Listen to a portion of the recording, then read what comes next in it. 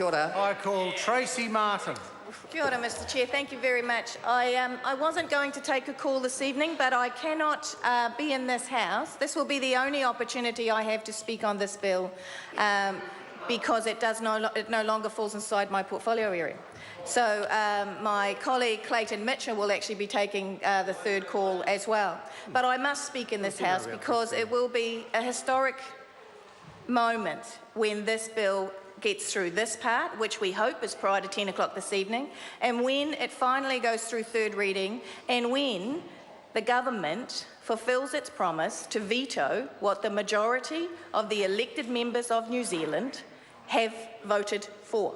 That will be an amazing moment in the history of New Zealand because it will send such a striking message, Mr Chair. And I must stand as a woman, as a mother, as a New Zealander, and as an elected member of this Parliament to speak to part 2 of this bill. And the 26 weeks.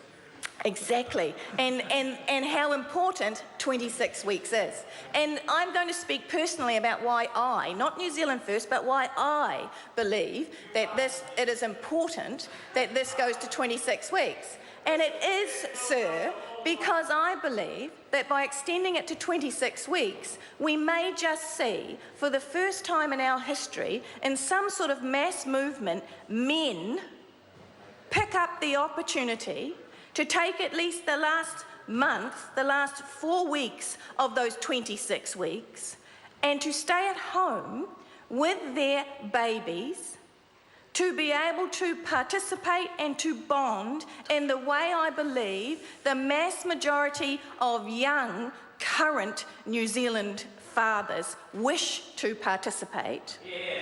How they will value that time with those children. And finally, we will have a larger amount of men who truly understand the unpaid work that is done by women over the period of time when they stay home and raise the next generation. Women and parents are the first people, when a young person gets in trouble in this country, the first people that the media asks for is, where are their parents? Where are those that raised them? Not in where the first are those that bonded weeks, with them? And if those parents had been there for the 26 weeks, sir, at the beginning of that life, how that story might be different. And if men had had some opportunity in those 26 weeks, sir, which are in part 2, then how different might our society be? If men were able to truly feel valued inside the home as much as they feel valued inside the workforce because of the 26 weeks that is here in part 2, how different might our society be?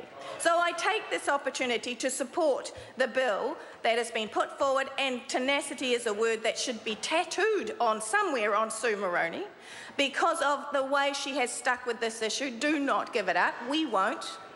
But I call on the government to think hard before it declines 26 weeks in part 2. The majority of New Zealand's representatives support this bill. There's only 1 seat difference between that side and this side. Think hard before you decide to cast your veto. I call Paul Foster Bell.